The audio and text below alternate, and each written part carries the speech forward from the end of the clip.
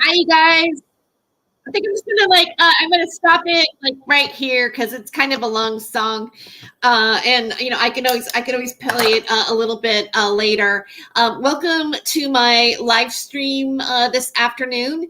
Thank you to all of you who are here right now. I see Veronica showed up and Charles is in the chat, but I know there's a few more people here who are watching anyways. All right, so I want to cover this particular topic, and I have some videos to show you to discuss and contemplate it coming up here. One is from some professional wrestlers who really analyzed it. Here, let me look at my library here and get their specific names. Eric Bischoff and Jeff Jarrett. All right, so I'm going to get to their video here in a bit. Also, I thought that there's a reaction of Snoop Dogg on the red carpet. Let me show you the Snoop Dogg one right now and just kind of wet your whistle on what Snoop Dogg said right after the slap occurred, which I thought was interesting. Matter of fact, I'm going to pull that up right here for just a second. I hope you're ready to maybe talk about this, right now. I mean, I know I'm not jumping right into the subject, but sometimes it's good to get to the point. And then I'm going to take a little bit of break, and I'm going to show you something kind of fun before we get into the wrestler discussion. Okay, so let us look at the Snoop Dogg video, and we'll start here. All right, I'm going to take it. It's sort of like around here where she starts to, I'm going to let it play a little bit, but it's just like around here where she starts to ask the questions. So let's listen here. Oh, and hold on. Let me put myself in here. No, that's too much.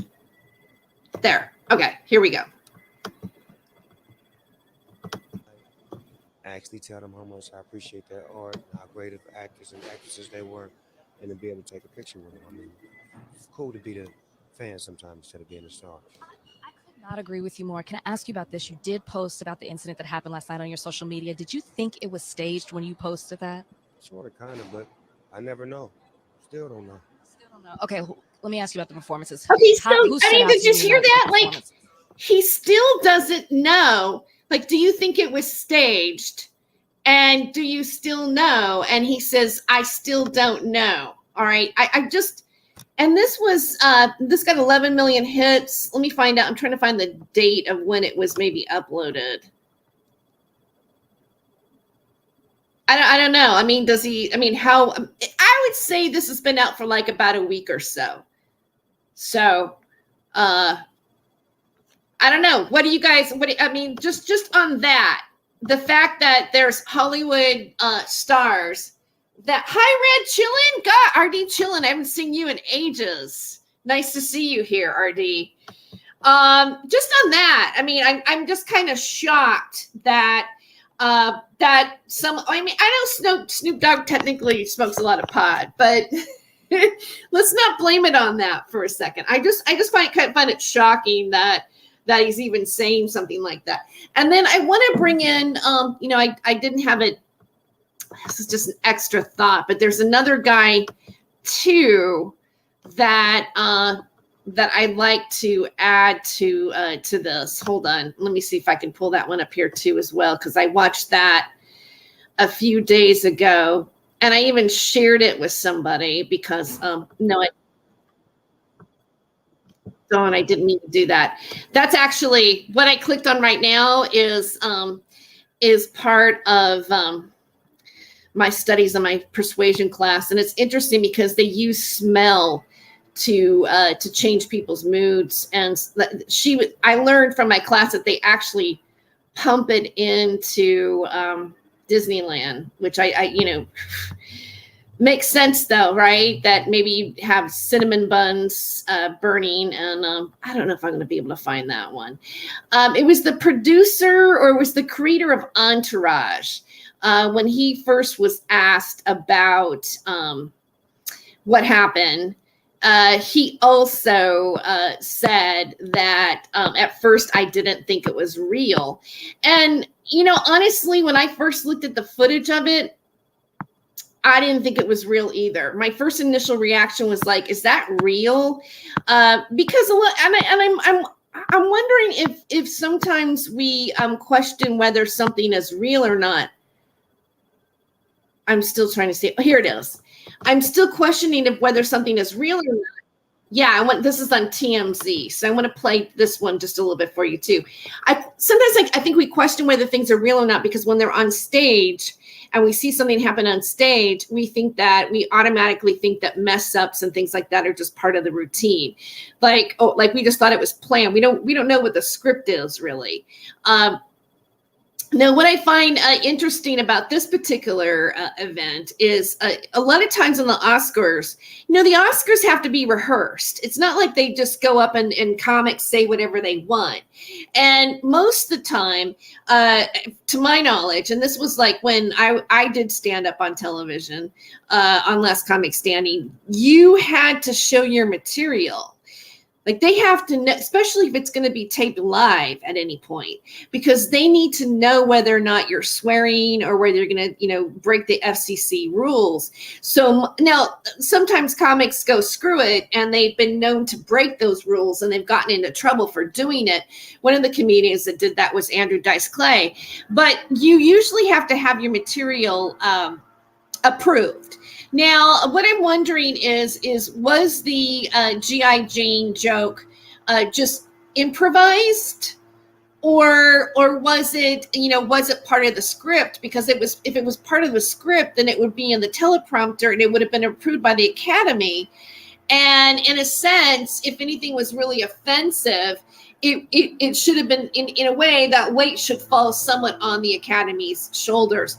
Now, a lot of people this is interesting where the Chris Rock debate went to.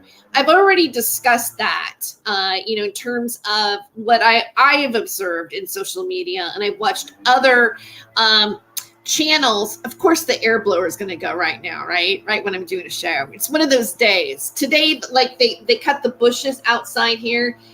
There's a, believe it or not, there's like a holly tree that they were with the saw thing while I was in the middle of class. And now I just thought, at least it's quiet. And now this is going on. So hopefully they get their business done. I think that if someone were to create a silent leaf blower, it would win on, what is that, Shark Tank? I would win. I would be like, how come that has not been created yet? That we have silent leaf blowers. Why can't we have silent leaf blowers? I just want to. Now, I've said that before. People goes, yeah, that's called a rake. Like what's wrong with the rake? So anyway, I'm just going off on the leaf blower thing. Veronica says, I didn't think Chris knew, but Will was triggered by his wife. The look, yeah. Because originally, if you watch the footage, you will see that Will Smith was laughing at the joke at first, and then you see her face going like that. I mean, I'm over exaggerating, but she has this look like, and then it's like it's almost like he just gets up and he goes, okay, I'm going to go over and do this because my wife is giving me the look, but. Then I also thought this, like, was the look part of the routine? Like, I don't know. It's like these guys are actors. That's the part. I mean, if they weren't actors, I would go, oh, okay, well, it's just when it gets to the slap part, when I first looked at it, it looked like a stage slap to me. It looked fake. And I want to show you some comments about, well, let's just get right into it, because this other fun video I want to show you later, I'll show you in a bit because it's secondary.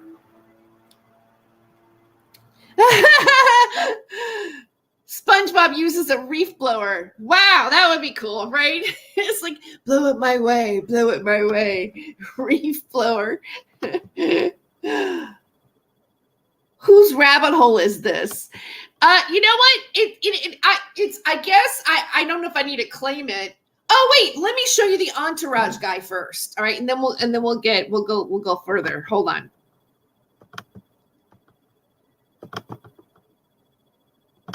Okay, the leaf blower stopped.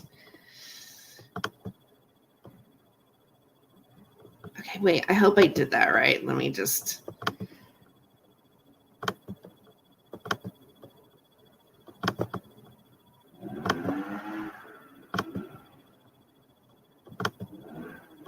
Okay.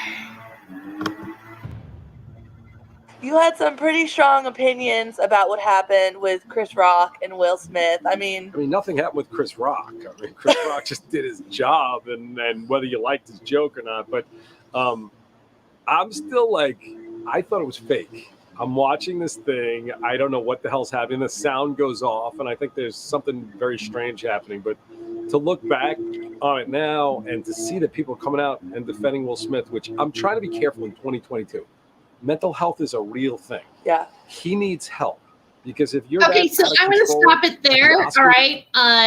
Because that's basically, you could go on. I didn't add this link in my descriptions of videos that I was sourcing, so I'm just kind of like showing it off the cuff. Just again, showing somebody who said, I thought it was fake. I thought it was fake.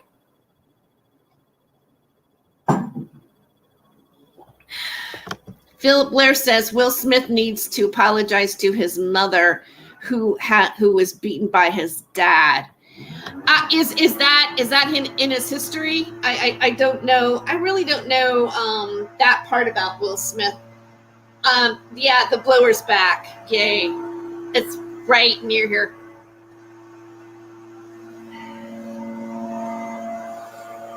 Oh yeah, he's right. He's right there. He's right there. Okay. Sorry. And you probably can't even hear it. Do you hear it? Because I've had leaf blowers before, and normally it doesn't even come over my recording. So it's like, oh, we don't hear a thing, but it's actually going on. Okay. Another thing that I want to share with you is, let's just get right into the nugget of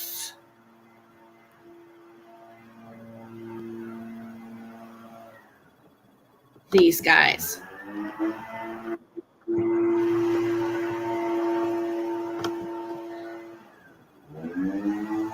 Yes, it's in his history. Okay. Well, then, he's got a lot of problems, then I guess. First of all, if you want to psychologically analyze this too, is that, here it is again. Psychologically, if you want to analyze it, their marriage isn't that great, right? Ricky Gervais, his commentary on it was, hey, I wouldn't have made fun of her hair. I would have made fun of the affair she's having with the younger man. So that's really getting to the point. I really, I actually posted it on Facebook, and I go, this is the reason why I love Ricky Gervais. He's really going to cut to the chase. It's not about the hair, because really it's surprising that he even used that joke, because usually as a comedian, you don't want to use a joke that has a 20-year-old reference to a film. Do the millennials really know about the movie G.I. Jane? I don't think so, right? So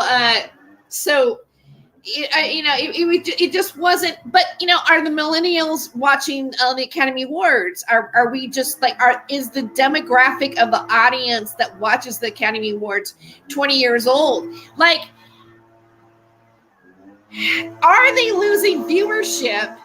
And one thing that I've opposition that I've gotten when I've shared, hey, I've asked, is the slap fake or real on social media? What I keep going, well, what would be the motivation for that? What would be the motivation for that? Why would somebody do something like that?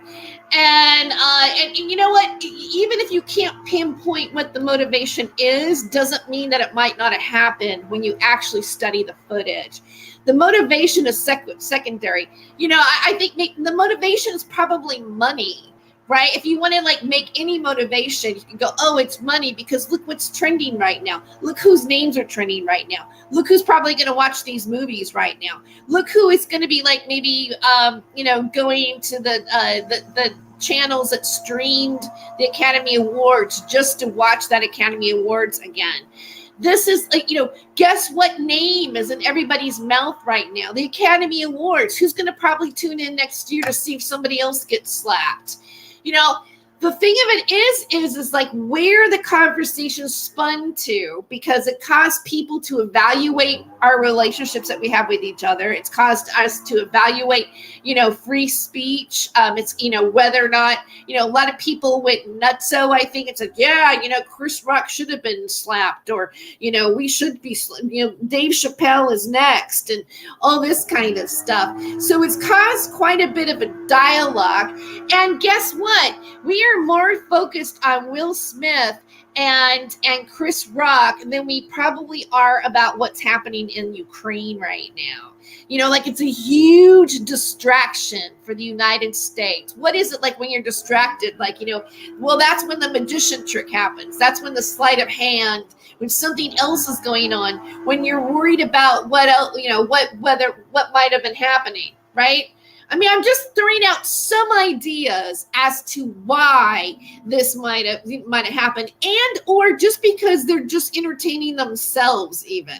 Like I said, like, what if it was like, I don't know if you guys watched a movie. It was it starred Joaquin Phoenix and he played a rap star. Let me Google this, the title of the film, where Joaquin Phoenix for like a year or so made a documentary directed by Casey Affleck, where he ran around and told people he was no longer going to be an actor, but he was going to be a rap star.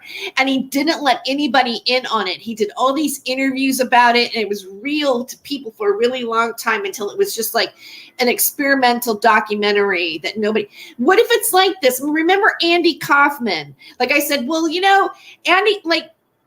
Andy Kaufman used to do stuff like this. Like, what if Will Smith and Jada and Chris Rock were hanging out, because I think they might have even done a movie before together. They know each other. They're hanging out. He's nominated. They're pretty sure he's going to win this year. And they're drinking a Budweiser. I don't know if they drink Budweiser or not, but they're like, hey man, let's do this. Let's fake this whole thing on national television. And then we'll just tell everybody it's a joke. And then maybe it was too late to tell anybody that it was a joke. Like it spun out of control, and now they can't go back on the game.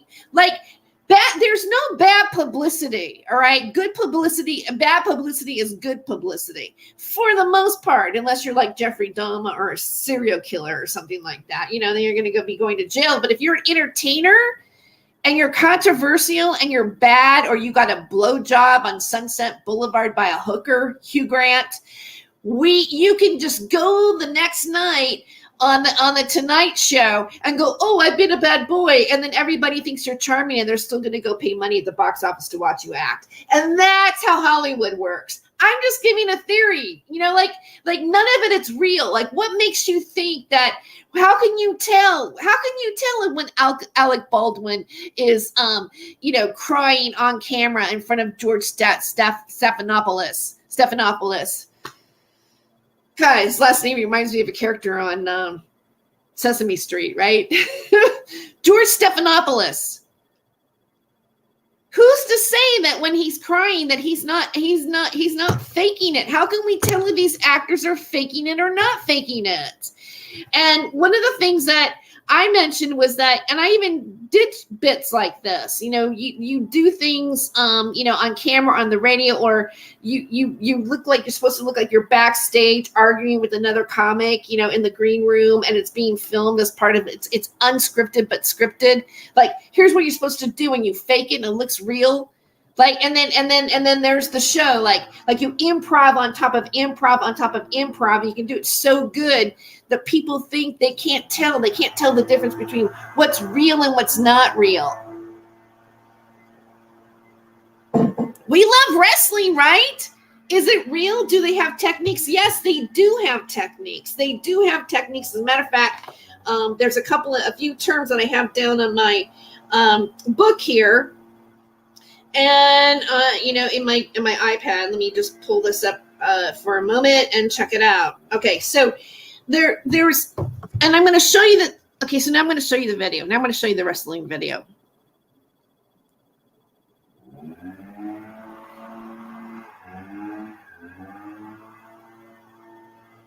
Lee Guy says, I'll slap anyone. I go to jail. Lee Guy some. All right. Don't become an A-list actor if you aren't good at that. Apparently, right? Jada Pinkett Smith and Chris Rock were in the movie. The voices were. Okay. Which is the Lemire animals are only in that area. I didn't say it right, but you know what I'm talking about. All right. So let us share this. Okay. I'm going to be like, I'm just not sure. Make sure I did the right thing here.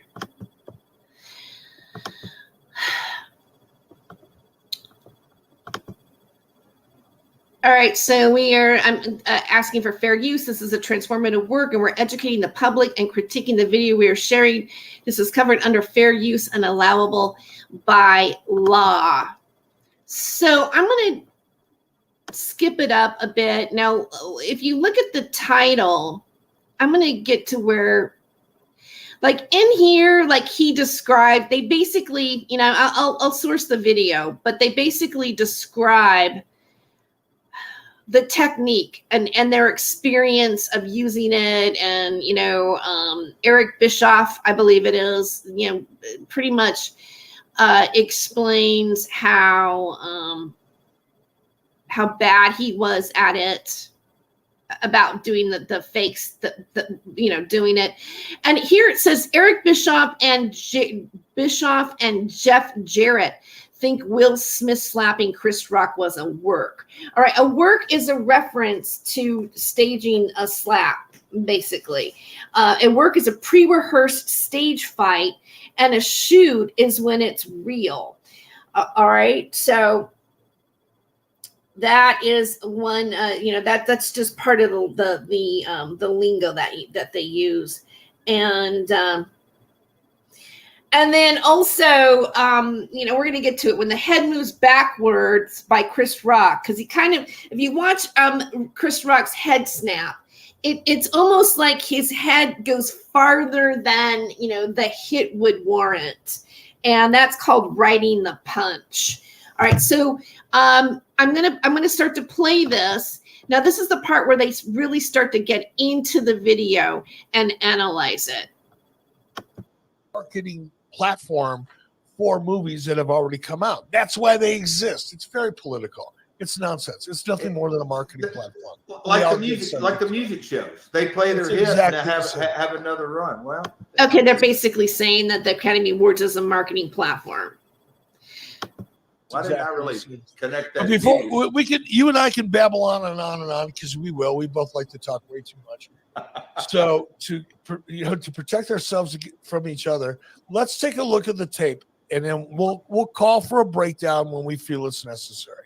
Yeah. Now, so far, to me, things are looking good. Steve, roll that bloody tape, will you? He is praying that Will Smith wins. Like, please, Lord. Jada, I love you. G.I. Jane 2, can't wait to see it. All right? Stop right there. Stop right there. Okay, if we can rewind, and I know, that may be a little practical, but let's get a look on Jada Pinkett's face when that joke landed. She didn't look upset to me. She just looked like, oh my God, I can't believe he said that. Let's see it. Now, supposedly that's the flashpoint, Jeff. Supposedly that's a flashpoint where, according to the people that have broken this down, that's the point where right now, right here, as we're looking at it, where Will Smith goes, "Oh my gosh, my wife has been offended. Now I'm pissed off." She looks bored. He's having fun. So are the people around him. I'm calling bullshit right from the get-go. Act 1 went right down the tube. And yes, come on. I don't know if you're going to roll it, Steve, but just the whole thing. They're on the front row, and I know he's up for Best Actor, but the camera shots, everybody's in on this. All right, let's roll the tape. Roll the tape. That was a nice one. Okay. I'm out here. Richard. Their volume. All right, look at that. Okay, stop right here. Stop right here. Oh, you went a little too far. I know timing is everything here, and I know it's difficult, Steve.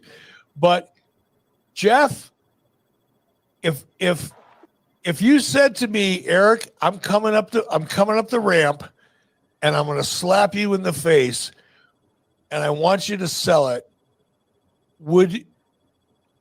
you would expect me to feed you my chin about like this, put my hands behind my back, get a big old smile on my face, and just get ready to take that thing, right? It's a hell of a heel move. He's telling the joke about the man's wife. They think Chris Rock's going to be the heel. I don't think they predicted this this response the following 24 hours, but it's exactly that. Steve, can you back this up from the time Will Smith stands up? Watch his walk on stage. And watch Chris's response. If a guy is coming up on stage, you're at least either going to attack or back up. He took a step like, all right, let me feed. Yep, there's the feed right there. The feed with the left foot. See, now that part stands out to me, that he didn't, like, here's somebody coming on stage, he has no inclination to think that he's going to be aggressive, but he actually steps forward, like he does the feed, like he braces himself to get hit, is basically what they're saying. If that is not a sell, I don't care if you were backstage selling fucking hot dogs or taking tickets, just because you were backstage. You don't know shit. That is a feed if I've ever seen a feed. Here we go. Back up, because this is the Zapruder film. The back into the left spot of this. I love that they call it. This is a Zapruder film. That's just so funny to me, and they're gonna say it more than once. You'll see. It should be step with the left on this. Back up. All right, here we go. Watch it. Whoa! Nope, he's already squinting now. See, he was already squinting. Like he knew he was gonna get hit. Oh my gosh!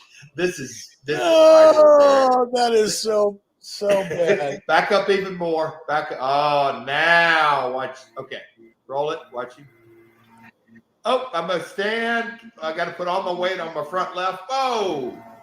Now we don't have a close-up shot. I've seen a couple close-up shots today from other television networks, basically international television networks. Hats off to Will Smith. And Chris, takes two to dance. But Will Smith reached way the hell back. Almost scratched his wife's head, the bald head. Ha! And threw that big right hand and barely touched Chris Rock with the tips of his fingers. It's the follow through. I went over. It's the follow through. He made it look like he was Serena Williams swinging. Just driving. That's like an overhead smash. They're just hell of it right out of. Watch this. Boom! Look at the finish. It's the finish that people see, right? Yeah. And he knew he was facing a hard camera. Oh boy. Oh, look at it. And he hit him with the tips of his fingers. Now. Oh. The Zapruder film doesn't have anything on us. This is crazy. it's more. Now, man, they're selling a lot of King Richard downloads coming up. That's for damn sure. And I'll tell you what I've researched is Will Smith is about 6 foot, 210 pounds. Chris Rock is 5'8", 165. Jeff, I've been slapped pretty hard by people bigger than me. I've been slapped pretty hard by people a lot smaller than me. And when you get tagged in the side of face, you're not going to come back with a joke, right? I mean, it rocks you. It doesn't knock your teeth out, but it rattles you. It definitely rattles you. And he delivered the line on cue. And this is another thing. I went to a breakfast meeting. They were all talking about it. And I said something that everybody was, I said, guys, you know what they do for a living? They're both comedians by trade, and they're both actors. Well, how about that? Because the guy kept saying, "Oh no, it's real, it's real." I said, "What?" No. Let me take this. Now let's dig a little deeper. We're going to go on. Oh boy, here we go. Now,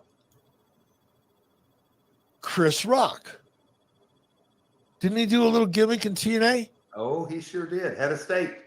So doesn't he know a little bit? Hey, we can get in the ring. We can do it. We can make this look real, but it's really not. For sure. Will Smith came to a WCCW show in Dallas 2 years ago in San Antonio. That's the first time I met Will Smith and DJ Jazzy. Yeah, there, yes, of course. So now we know that they know the value of sports entertainment and creating a situation that may be true, may not be true. Are you kidding me? This is so obvious to me. It's so obvious. And the most obvious, now I don't know if Steve Kaufman was able to find this or not. I gave him a heads up, but it may be hard to find. I saw an interview with, it wasn't even an interview. It was supposed to be a behind the scenes thing with Chris Rock after this incident went down. It was the most bogus shit I've ever seen. Oh boy. Tell me about it. It makes the worst. No, actually, I'm not going to bust it that bad. It was just so transparent. Like, it's like all of a sudden we're backstage. Chris Rock is getting changed. He's, the incident has already happened. He's got a security team around him. They're trying to settle him down. I'm sorry. I just saw you laughing about this shit on TV a minute ago, but now he's supposedly backstage and he's hot. Then they're trying to settle him down, and he goes, "No, I'm going to go find him.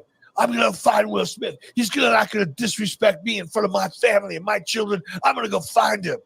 And he goes off, and he's calling them out. He's walking around like a backstage area where there's no one else at, just like Will Smith is in a locker room, like 3 doors down from him or some bullshit. No, he's calling them out like he wants to whip his butt, in the dressing room. That's so wrestling-like, though, isn't it? If you think about it, I mean, if it's not real, if it is staged that he's doing that, it just feels like it's a production. It was just so transparent. But here's what amazes me. People are buying into this passionately. Anyway, that's pretty much it. I just wanted to show you guys, because now they're just going to talk about it for a while, what their argument was. And after I've seen these things, it just makes me wonder. Like, I'm not saying that. Oh yeah, I totally believe that it's fake. But I have to say that in my gut, I feel like it's not real. Like now after watching that and then looking at Snoop Dogg saying what he said, and then looking at the writer and creator of the series Entourage and their initial reactions. Well, okay, first of all, these people are in the entertainment business, right? So they should have an eye about what's real and not real, because they are part of, creating the pretend, creating an illusion anyways, a story, an illusion. You believe it's real. When we look at movies and we see the things that we do visually with our eyes, even though we know that those things don't happen in our real reality, they look so real that we have a suspended sense of belief for a while.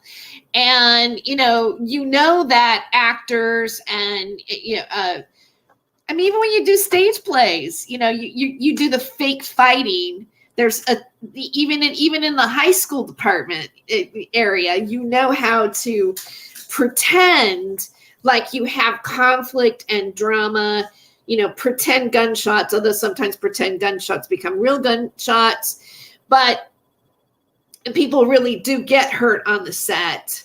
But it just doesn't look organic to me. I just find like that whole thing when Chris Rock like steps forward when he comes near him, like I just don't think that that's, I mean, obviously, you know, somebody like, okay, if somebody inappropriately takes the stage while you're still on it and you're doing jokes and you can visit, like as a comedian, when you know that you've insulted somebody in the audience, especially when they're sitting up in the front row, you know what their face looks like right away. Most of us are really sensitive. I used to be married to a comic. My ex-husband used to, like, if he saw like there would be this person in the front going, you know, or just, you know, or whatever. And then like and I would even see that person and I would just ignore him. Like, oh, just don't look at that. Just don't look at them.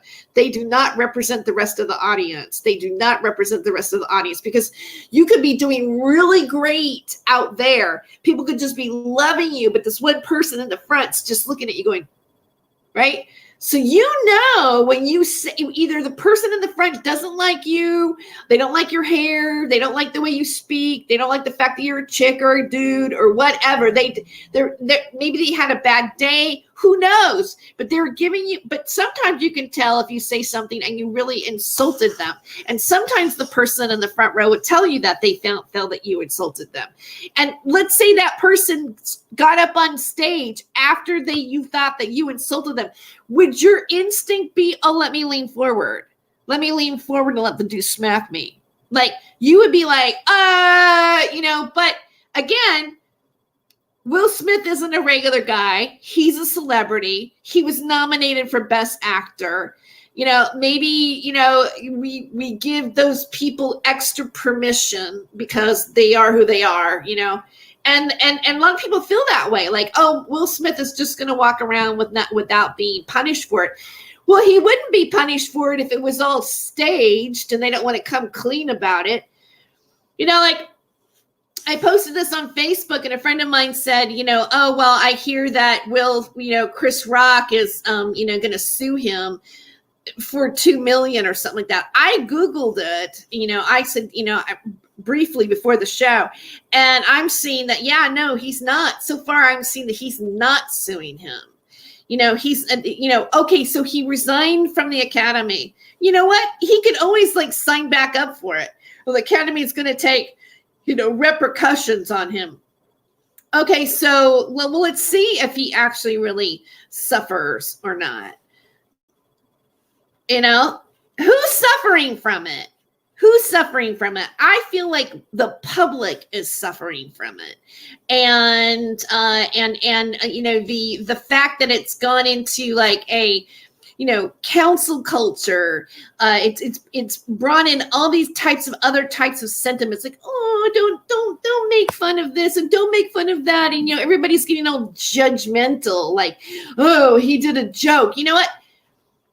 I've had this conversation with people. Oh, well, you know, some people think that like, yeah, he was a man. That's what men do. You just, you know, defend your woman. If a guy insults your wife's hair, you know, you go up and you beat the shit out of him, because that's what men do. We were going to fight the honor of the women, you know, and you know, I don't mean to emasculate any men or anything like that, but I think it's pretty presumptuous that you think a woman can't take a joke about their hair. You know, that is if, you know, and I made this argument about Jada. You know, if Jada was really self-conscious about alopecia and her disease, she would have like worn a wig, or she would have gotten, you know, there's so many different ways to make it look like you have hair. You know, and it was the Academy Awards. You know, she could have had it worn a head wrap, a beautiful head wrap, you know, whatever. But she was rocking it, which means she was making a statement. I'm this hot that it doesn't matter what I wear, whether I'm wearing, you know, the drapes from the you know, Gone with the Wind, and whether or not I'm shaving my head bald. I'm that hot. And guess what, Will Smith? Younger men are still going to want me, even when I don't have my hair. I mean, you know, to me, I see her as being like an empowered woman who calculated. Look, When you go to the Academy Awards, when you go do a red carpet event, you have calculated what you're going to look like and what you're representing, you know, what your image is. Don't think for 1 second that she was not intentional not to not wear hair. Don't think for a second that she didn't have any other options of what to look like when she went to the Academy Awards. She was rocking that look on purpose, and she was making a statement. If you're that confident, you shouldn't have to roll your eyes at your husband when you get a joke. And the only way that would have been mean would be if Chris Rock knew beforehand that she had alopecia. And right now, I'm not seeing any proof that that's what he did. And if it was inside like that, then why did Chris Rock laugh at it at first? And it wasn't until he looked at his wife that he had that reaction. Look, we're not going to sit here as the viewing public and go, oh yeah, he's defending his wife and that's the way it should be. Like that's the standard. Like as if like, yeah, you know what? Go ahead and let men open the door for you. And then like, go ahead and let them, and if you want, pop whatever man, go after whatever man that insults her too, because he doesn't like, her hairdo, or a joke, or a comedian is like telling your wife who's heckling them to shut up or whatever. I'm just using these examples. Like, where does this go to? And it's really more about our reaction to this than it is about, I think, even the real incident. And if this incident is in any way, shape, or form is fake, then we are manipulated in some way, whether we realize it or not. And if it's fake, then should somebody be held responsible for doing that to us? These are the questions that I have. So, hi, Ben. So I want to see what some of you guys are saying here. Oh, Charles, you have hair, Ben. That rubber skull cap ain't fooling anyone.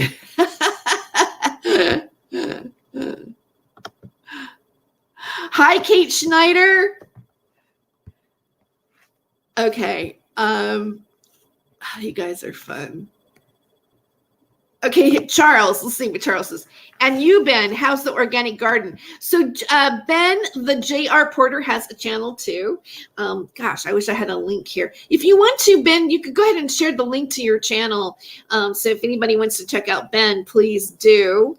I don't have moderators, like Steven does, like 6 cents, who gives everybody's channel out that shows up. But maybe that's for the future. By the way, you want a first? Okay. Let's see. All those Bill Ryans walking around Ben, every single one of them is Bill Ryan. Okay. Red chillin'.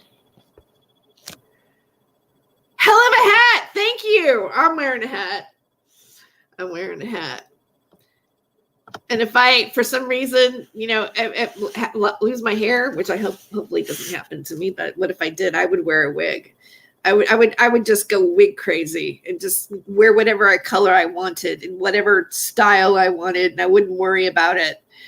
I wouldn't go bald though, because I don't have an even head. Like my head is like not like, I know I wouldn't look good bald. I just wouldn't. I wouldn't want to rock that look per se. Thank you for liking my hat. I want to get another one, like another color. I'm kind of a hat person. I like hats a lot. I do. Ooh, don't do that. That was an unattractive thing happening with my chin there. Not my rabbit hole, but Tere Joyce, they wouldn't put it in the National Choir if it wasn't true. That's, hey,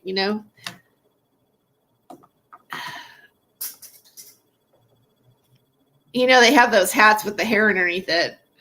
Yeah, somebody said, "Oh, you're just wearing a hat with the hair underneath it." I do. I have tried some of those hats. I don't know where they are right now, but they're okay. they're, All right, so there's something else. It's about 3:17. I guess I've almost done an hour show, but you know what? Because I don't have as much. This is kind of just sort of an off the cuff day. I wanted to do a live stream about this. Okay, so let me turn you guys on to a couple of things, and then I'm going to show another video that I think you guys are going to get a big kick out of. That is not really related to this topic, but if you've been watching my show, you'll know the person, the situation that I'm showing here, and I'm wanting to have a little bit of fun with it. All right, so I want to turn you on a few things. I'm on Spotify. I uploaded another video about this, but it's just audio. And so I'm talking about, I was talking about this video, the wrestling video, and I talk about, I play the sound version of Snoop Dogg on the red carpet talking about his opinion. And it's about a 30-minute rant. It's on Spotify, and I have a poll on there, and I guess I should maybe pull that up and put it in the chat too. I have a poll that I actually ask people on the video or on the the broadcast itself on Spotify, and you can listen to this on here, I'm going to put this in the chat. Here is it's called, it was a slap even real. And I'll make sure that this is in the description. I'll add this to the description of the video later, but it's just a 30-minute listening show. You can listen to Apple Podcasts, Google Play. If you aren't following me on Spotify, please do, or RSS my show there, because I do upload things that I normally do not share here. One of those things is an interview that is from the Basis Project of Miles Johnston. That is the alleged drunken video. I've got the first half up on Spotify, and then I will have the second half by this weekend to observe there too. That's another thing. Sometimes I do just crossover footage on different topics, and so that's another place that you can find me at. And I also am going to do a little self-plug on myself right now. I wanted, I always feel self-conscious when it comes to this, because I've got to get better at talking about my Patreon. But this is the Not My Rabbit Hole Media, and I'm really going to retool this. I'm going to really call it the Tere Joyce College Fund. I'm in a situation where I'm going back to college. I'm a journalism major, and there's a topic that I've actually pitched to my professor at the college that really kind of pertains to this world. And I'm wanting to do an article on suicide trolling. And I pitched it, and my instructor said that she felt that I should make it an essay and submit it to the Huffington Post and possibly BuzzFeed. And so I got really excited about that. And I am in a program in school where I have special housing that I have to have like a part-time job or show some sort of income in order to stay in the program. And my cutoff is actually the 15th. I have been applying for part-time work also to fulfill that responsibility. They do subsidize my rent, but I'm actually looking for, I'd like to make this my part-time job really in the end while I am finishing my bachelor's. Right now I'm close to getting my AA, but I got a couple more years after this. So I'm starting the Tere Joyce College Fund on my on my Patreon. And so there's the link. I've got $1.99, $4.99, and $9.99. And with my Patreon, I'm promising at least one live stream here on YouTube, one upload on my Spotify, and one blog post on the Not My Rabbit Hole blog, which I have also ignored. So I'm looking, this is just one aspect of my monetization plan of what I'm doing here on YouTube, but I just wanted to throw that out there. That is in the link. And if you, for some reason you want to look for it, it's patreon.com/notmyrabbithole is where you can find that at. Okay, so enough about that. So let's get to the point. I found a pretty fun video that somebody made of Lee Veltman and OG1, and they put some music to it. Now, if you don't know who Lee Veltman is, speaking of suicide trolling, Lee Veltman has been pretty much trolling a lot of different people's channels over time, and a lot of women have come forward. A few women, not say a lot, a few, like 2 or 3 different women have come forward and have claimed that he has basically stalked them or pressured them to give him their phone number. I know that I, at one point, had given my phone number back in 2018. And at some point, I stopped trusting Lee and I blocked him from all of my social media, including YouTube. He is known as a regular in a lot of different chat rooms and also peripherally associated with the activities of BooAnon. All right. So, if you may be aware of, some of the drama that I have pointed out, but it was seen or pointed out to me about a month or so ago that he was going in my chat rooms with sock puppet accounts. And that there were other people in my channel who knew that he was in there. And so it's not uncommon. People know that he does this. All right. So, and OG1 has called out Lee Veltman. So you're going to see the 2 guys, but this is an edit, very funny one, I think. And it's got some groovy music behind it. The guy, I think he's like maybe even, I'm not sure, but it looks like he's lighting a blunt a little bit and playing it and just kind of, doing this montage back and forth of Lee Veltman and OG1 cut clip.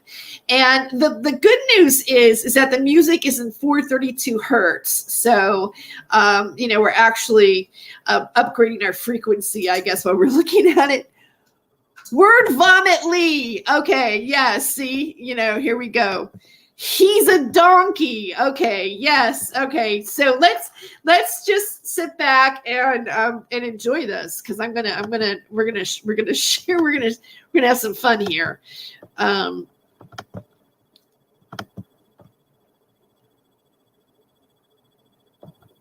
Okay, wait. I gotta do one more thing. I gotta fix this here before I share it. I gotta take it off this one. Okay, and here it is. All right, so this is a guy named it's called Throwback. The channel is Scrubbles Shift Skin. Okay, and I am gonna start it. It starts maybe a little slow in the beginning. Okay, but it'll start to pick up. Oh God. Okay, sorry, I'm laughing at it already,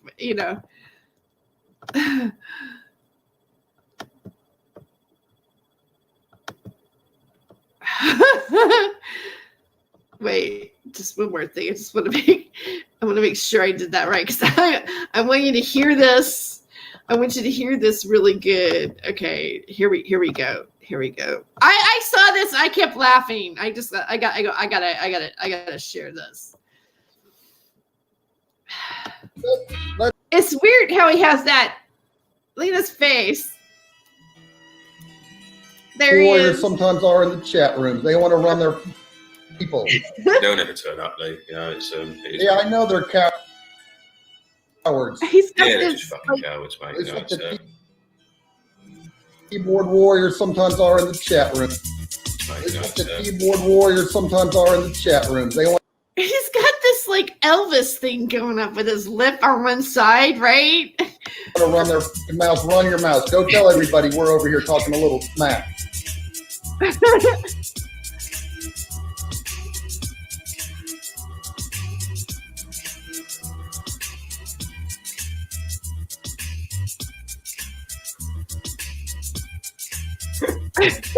This guy's having such a great song. He's like cracking up. It cracked me up.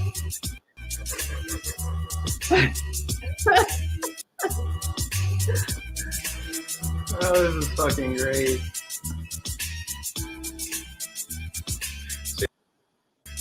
And don't worry, Donut. Me and you will have words for the rest of this month, dude. Every time I see you, I'm gonna be playing with you now. You want to play? We'll have words for the rest of this month, dude. Every time I see you, I'm gonna be playing with. I just keep thinking like I'm like this dude actually like has sock puppet accounts. Like this guy has been trailing me. Like it's just I don't know. You now.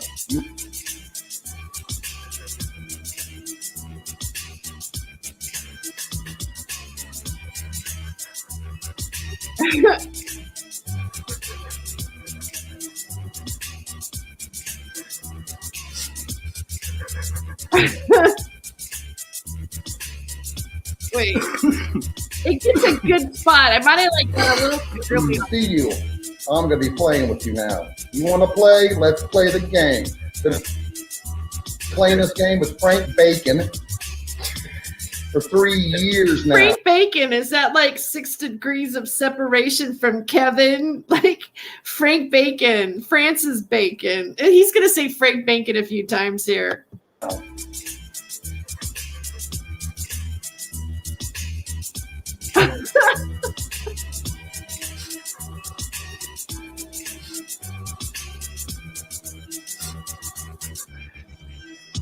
Yep, he's been on the Opperman show.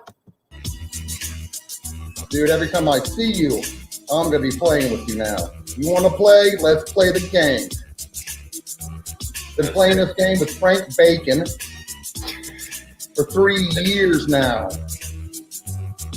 You, I'm gonna be playing with you now. You want to play? Let's play the game. Been playing this game with Frank Bacon. Yep, that's Jolly Bridge Murder's boy.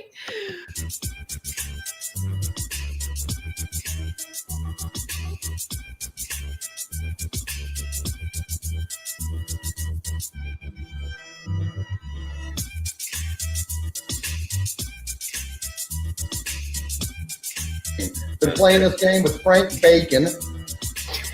I wonder if Robin Eaglesong's going to interview him again soon. I can't wait.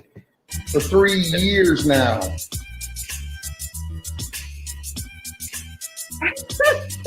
This is the thing, you know. It's you know, I'm sitting here joking about it.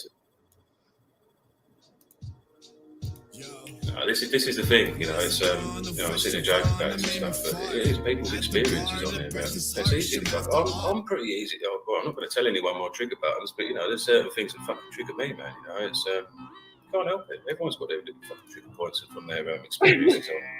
A call for an uprising. Faces like the sun, urban disciples, and freaking vigilant Christian are dumbasses. Well, So angry. It's like, and then his lip curls. He's so, they're dumbasses. A call for an uprising. Faces like the sun. trigger me, man. You know, it's can't help it. Everyone's got their different fucking trigger points from their experiences. A call for. You know, Lee, having a bunch of bookshelves behind you with books is not going to make you look smarter.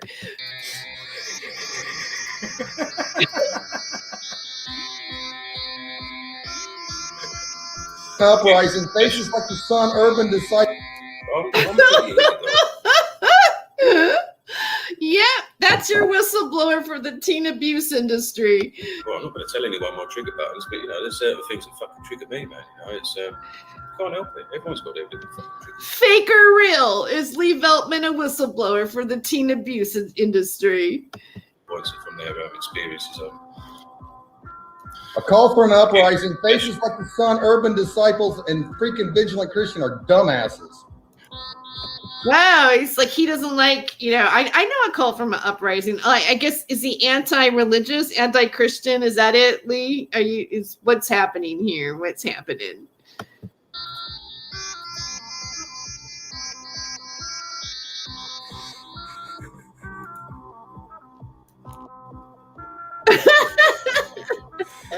It's fucking hilarious. It is hilarious. Well, I mean, I'm not quite sure their stick, it's a fake Christian stuff, but what they've done to the Satan twins, I mean, that's fucking unforgivable, mate. I know that. I will support the Seder twins in everything they do. I like what they do. I will support the Seder twins. He's so serious about it. Like, I will support the Seder twins. I like what they do. Like, it's like he has this predisposed authority, like his opinion about anything on the, these are shows on YouTube, Lee. Come on, calm down. Calm down. Everything they do. I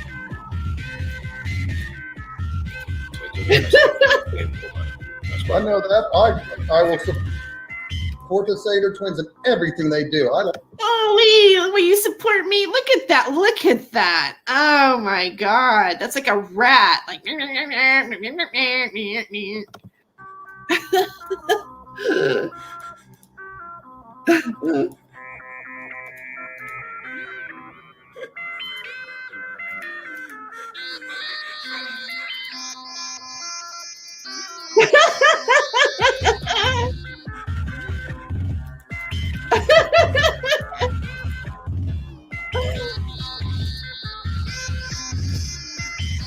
like what they do.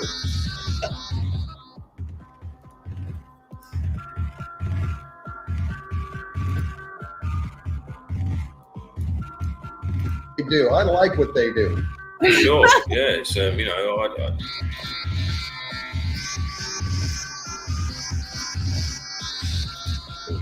sure, yeah, it's I've got nothing against anyone that has faith. Like I've said this before, if you've got like a little religious faith or something, and it gets you through hard times and stuff like that, or it makes you improve your life. And I don't know where Treats and Wolf went to. They were this before. If you've got like a little religious faith or something, and it gets you. I've got nothing against anyone that has faith. If I've said this before, if you've got like a little religious faith or something, and it gets you through hard times and stuff like that, or it makes you improve your life, and you I don't know where Treats and Wolf went to. They ran away because they were trusting the plan. Sorry.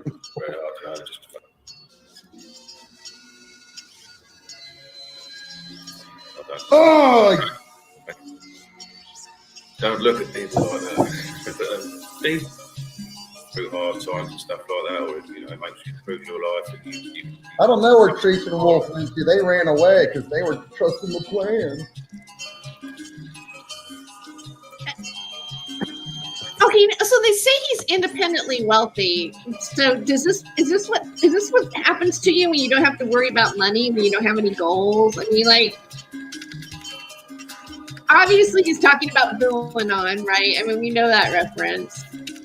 Against anyone that has faith, like I've said this before, if you've got like a little religious faith or something, it gets you through hard times and stuff like that, or it makes you improve your life. And I mean, it's interesting that the religion thing is coming up, and then in context to the channels that he was putting down, this discussion is interesting. This mix is interesting. I don't know where Treats and Wolf went to. They ran away because they were trusting the plan. Sorry. Oh! I don't look at people like that.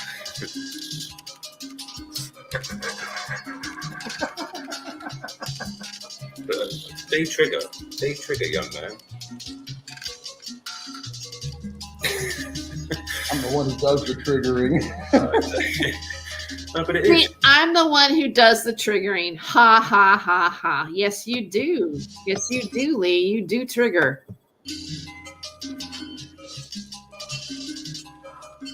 He thinks it's funny.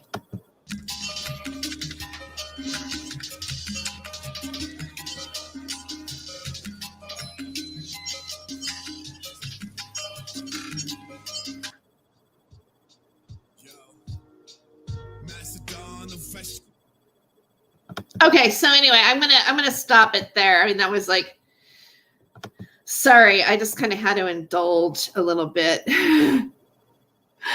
OG tore him a new one. He does trigger mostly himself. I guess this is what happens when you don't have to work. Maybe, who knows? But here's another thing that I wanted to. Let's go to my. Where's my? Let's see, my banners, my brand. Okay, because there's a couple videos I want to see now. Now, apparently, I mean, this is what.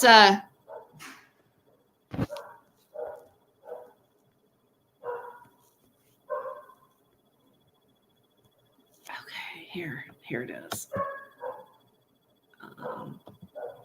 That's the background. Okay. You get to the core of a problem. I've learned these tools. The mic is muted. Why is the mic muted? Hold on. You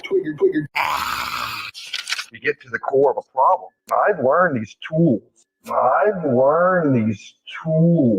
Let me talk. Hey, this is my favorite. Hold on. You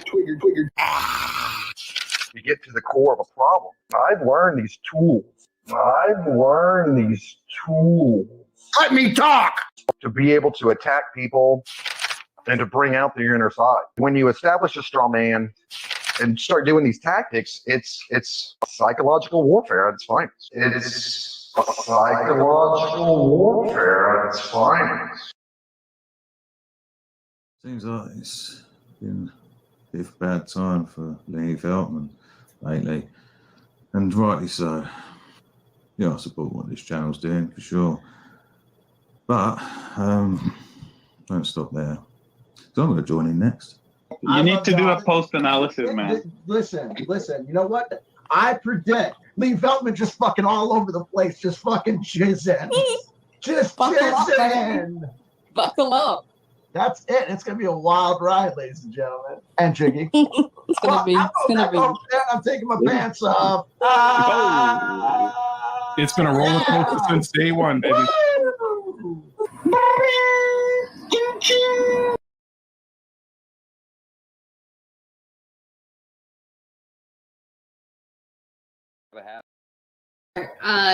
Because that was kind of like an intro to another show that I put up there. But I just wanted to show you that, the fact that, Lee Veltman made that statement about the psychological warfare. That's an edited piece from another channel. I mean, I sourced it on the other video and everything. And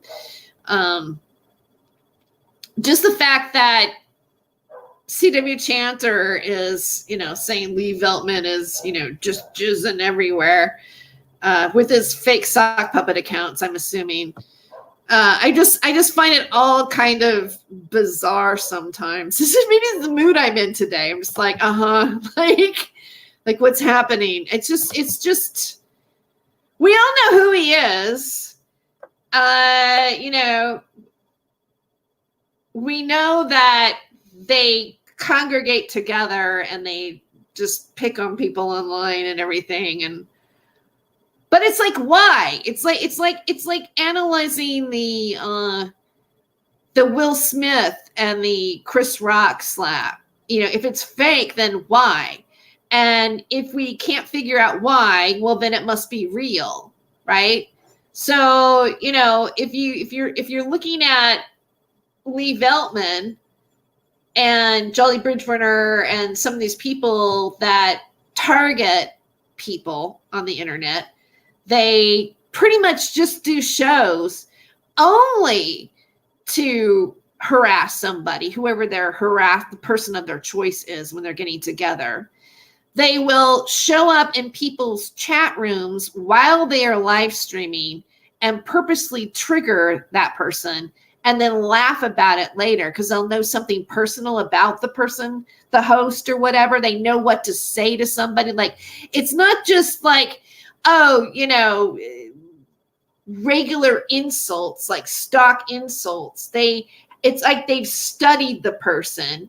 They know something personal about you that upsets you, and then they'll show up in that person's chat room and then, you know, say that thing to that person. And then when the person gets upset and they overreact, then they laugh because they think it's funny. And then it makes the person look like they're nutty because they're reacting to something that people may not realize why they're so upset about these people. And it's like they think it's funny, like it's a game.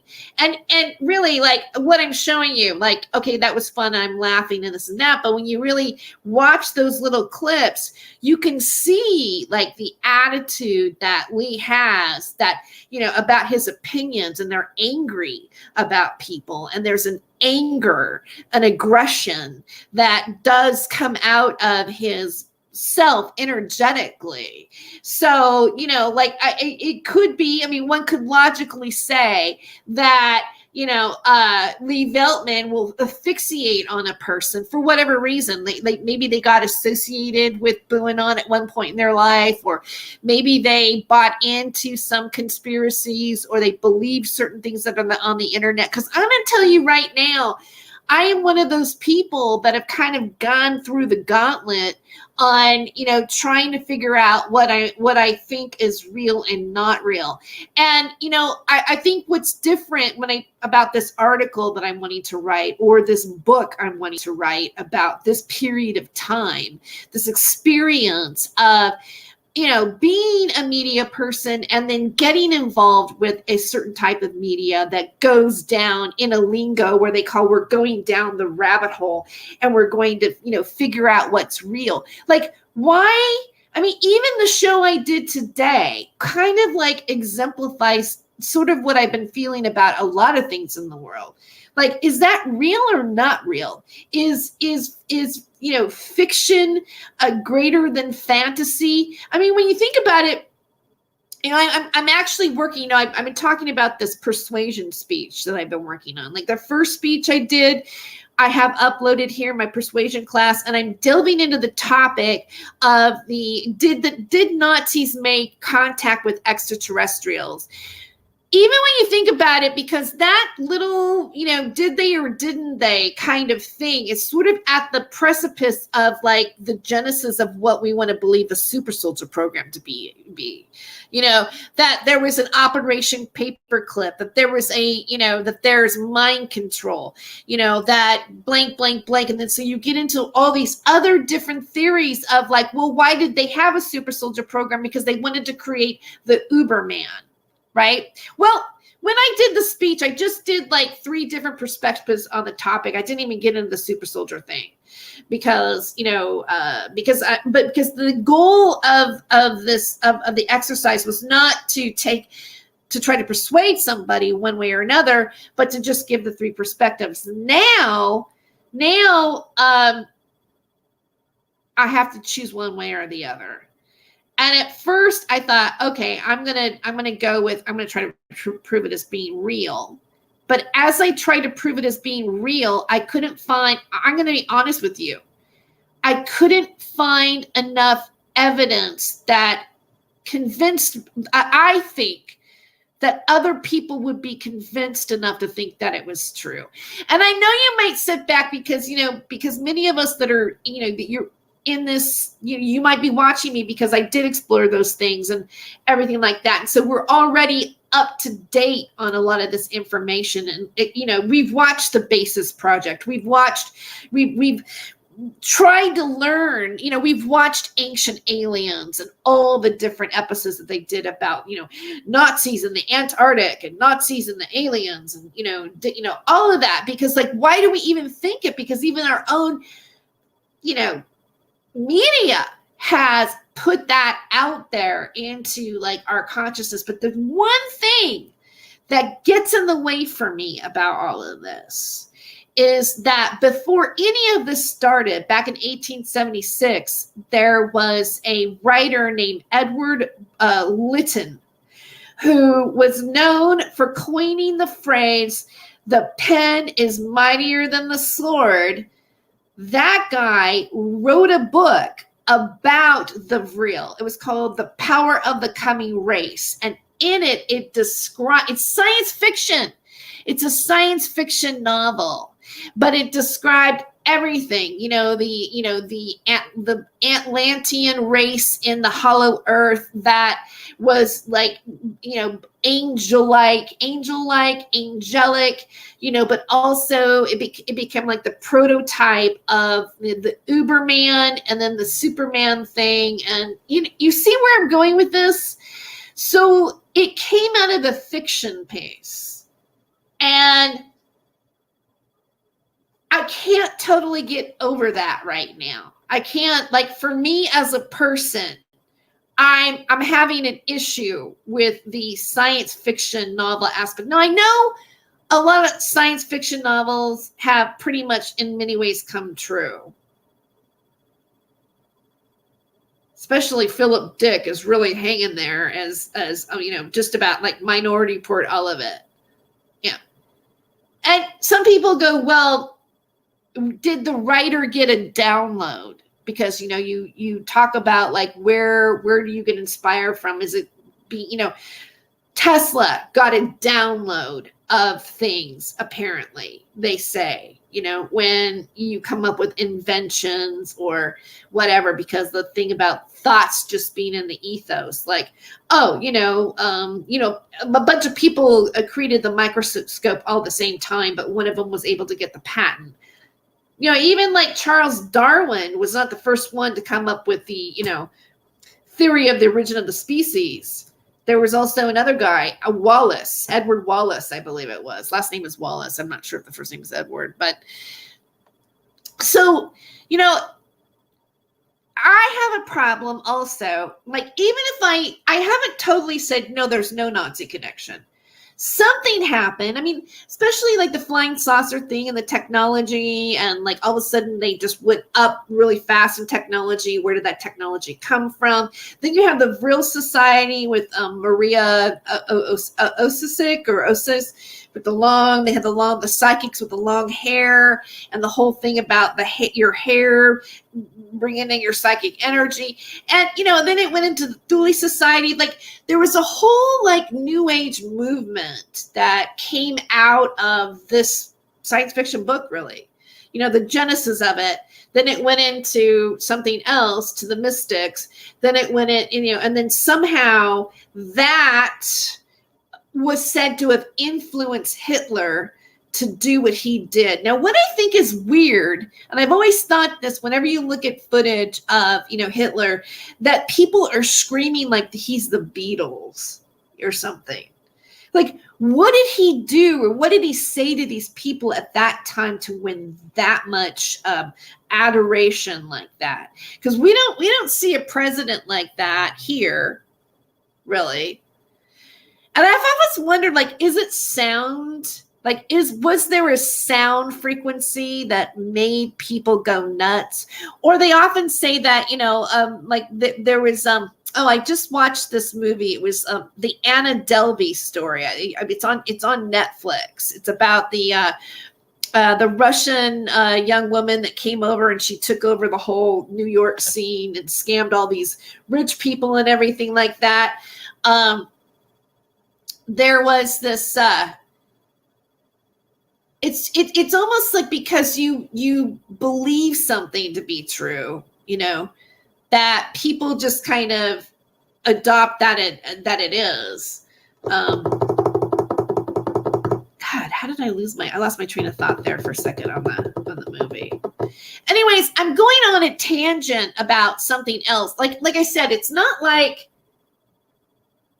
I haven't just thrown it away. Like, just between you guys, it's not like I can prove that Nazis didn't make contact with extraterrestrials. It's just more the fact that I can't prove that they had, where I can, convince myself to try to convince other people. and so I'm choosing to do the opposite of it. Like if you're doing something collegiate, and I know I'm talking about just the collegiate world because it's really a class assignment.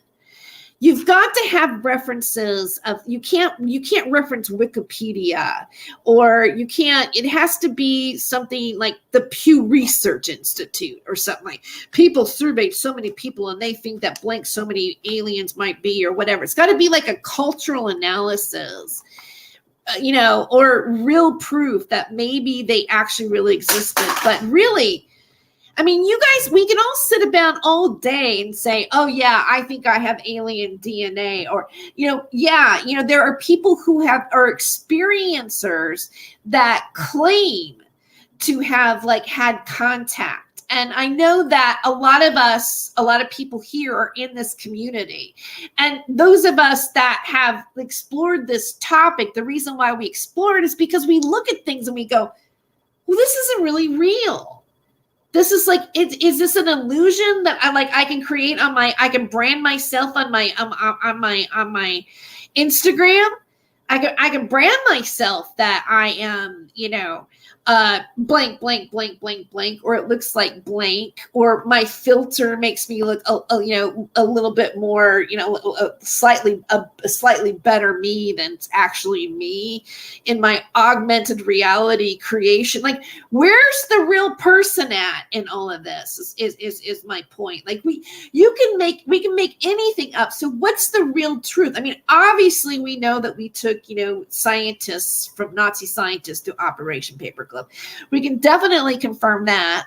We know that these heinous crimes happened, with Joseph Mengele and this and that, but we really can't confirm that Joseph Mengele has figured out life, he's already, able to, age digress himself, and so he's still in existence today, because Joseph Mengele hasn't come out and went, hey, George Stephanopoulos, can you interview me? How about you book me after Alec Baldwin? We haven't had that happen. We haven't had somebody come out and officially say, because people need official. The general population will never be able to be, I don't think, convinced until some sort of military, whatever, president, world leader, or whatever comes out and admits that, yes, these extraterrestrials are here. Yes, Thor, whatever his name is really, whatever, I don't know, Valiant is really alive, a real person. Here he is. He's going to speak to us right now. Until that happens, we will not have disclosure. We can give our money to all these people that you want to make whatever documentaries. That's fine. If you want a person to be a research or a theorist or an ancient alien, astronaut theorist that's going to be speaking on ancient aliens or Gaia or whatever. But we still don't know. We have personal testimonies. We haven't pinned the tail on the donkey yet. And most collegiate types of documents do not officially confirm that the Nazis made contact. And the fact that there is a piece of science fiction written still makes me wonder, because we can go back. Let's go back to War of the Worlds, which even kind of wraps into this whole fake, is it a fake slap thing? Because when War of the Worlds was first read on the radio by Orson Welles, they forgot to do the disclaimer saying this is a piece of fiction, but instead they just read it straight out, and there was a percentage of the population that thought it was real, and they were running for their lives, or they left their homes. They got in a car and they went to go escape because they thought it was real. Now you can say, well, as a society, we were a lot naive back then. Yeah, I know that if something like that happened to me, and I would be able to identify that it was absolutely real, and that it wasn't an acting job, and that, whatever, because if you really wanted to go down the rabbit hole and come up with theories as to why there's a fake slap or not, You could go, well, you know what? Or do the powers that be want a distraction because there's something else more heinous coming around the corner? You know, a friend of mine posted like pictures of, like, she goes to the Grammy every year. I think she's married to a famous musician, somebody who's that's in a band, in a famous band, musician in a famous band. She gets to go to the, you know, the Grammys, and she might volunteer or whatever. And she said not one person where there were absolutely no mask wearing anywhere going on anywhere in the Grammys. They had to wait in line for 2 hours and get tested. Everybody had to be tested before they go in, but nobody was wearing a mask. And yet we're confused in places. California has a bill where they're maybe going to try to pass a mandatory for everyone in this state, because the fact that they couldn't do it on the federal level with Joe Biden, they're going, okay, so now we can do it in the state level. And down the line, that's on the table, but they can still all go to the Grammys and not wear a mask. Like poof, like yesterday, like boom, it's all over. Like, where it's so one other spectrum that what are the rules anymore? Who has the rules and why? You know? Oh, so we can just culturally decide what it is, but does that come in the form of Gavin Newsom? You know, I mean, that's just a question I have about California. I kind of rambled off on that area, but I guess the point is that what's Wag the Dog? Like, Ben Porter's been talking about Wag the Dog and how, you know, the whole movie is about like faking a reason to go to war with the music and the propaganda and all the colors and everything else. I don't know if you've ever seen that movie, but I might actually go ahead and rent it again. Or, you know what? Let me find out the name of the movie that it's a brilliant. I found this movie to be so sad in a way. It was oddly touching with like Joaquin Phoenix about where he wanted to be a rapper movie. Okay, I gotta get the title. I'm Still Here. Here it is. I want to show you this. Yep, I'm Still Here is the name of the movie. I'm going to pull an image for you. It is like unbelievable. I you know, and he went in and faked it for so long that I wonder if I could even get the I could show you usually I can actually show you the trailer. That's the movie. I'm Still Here. What he acted in a documentary pretending to play a part. Did he really want to be a rap star? No, I don't think so. The whole thing was a ruse. How do we know what's real, really? That's my argument. How do we know what's real? Like, you know, the conspiracy in Syria that was going on when some of that stuff was going on. And I was talking to people in Syria. They would go, oh yeah, we have videos that was staged. I don't know anymore.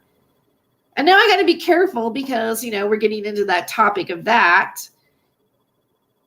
But I think maybe when I put it out there, like, I'm not sure the slap is real, I've seen it organically go there in some of the responses on social media. So if I were to analyze my own social media, it does go there. It does. And if anything, and I'm not saying one way or another.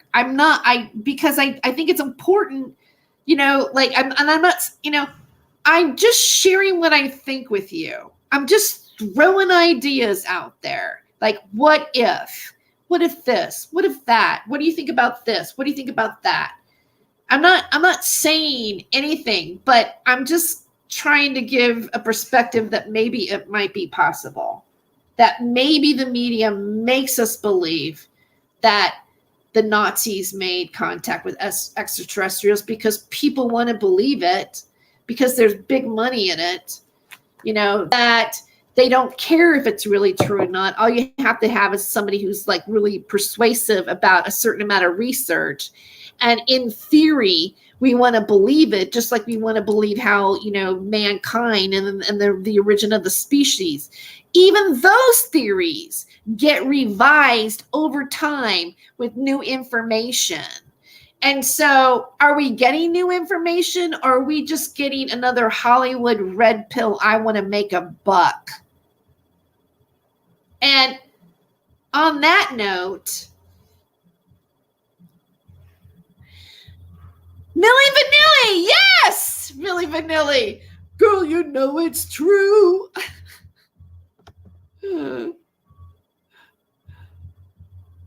Okay, wait. You guys got some interesting things. Okay. Okay. Cults have also formed around alien graves, but they are also inventions of the 19th century fiction. Tomorrow. Wow, that's a name. Purple Sweetgrass McGeehan. I might have said that in the last part. McGeehan. Exactly. It's actually part of our teachings about our ancestors, as well as the petroglyphs and cave drawings. It is our stories passed down for our 100-year-old teachers.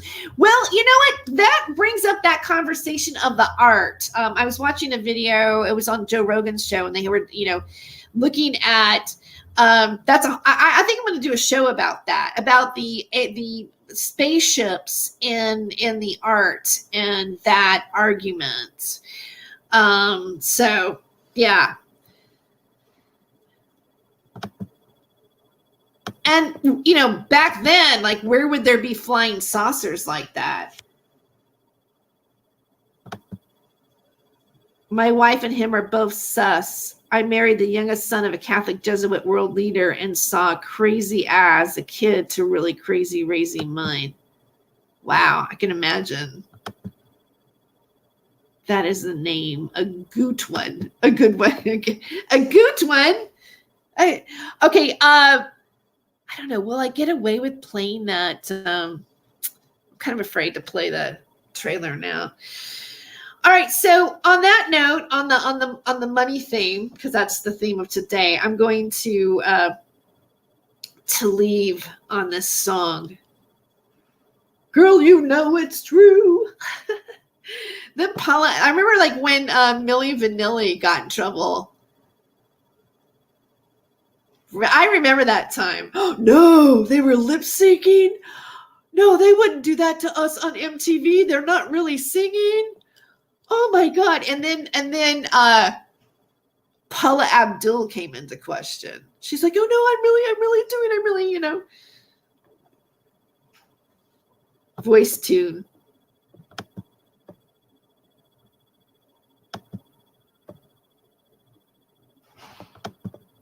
Okay. I guess I should bring this up. Thanks for tuning in. And if you like this video, please like and share and subscribe to my channel. And find me on Spotify. You can actually watch some videos on Spotify. I'm on Apple Podcasts, Google Play. You can listen to the show. I'm also on, where else am I at? I'm also on Facebook as Tere Joyce, Tere Joyce. I'm on Twitter at Tere Joyce, and I have a Not My Rabbit Hole Facebook page. So like me there. And until next time, take care. All right, I'm going to expand this and play this song out.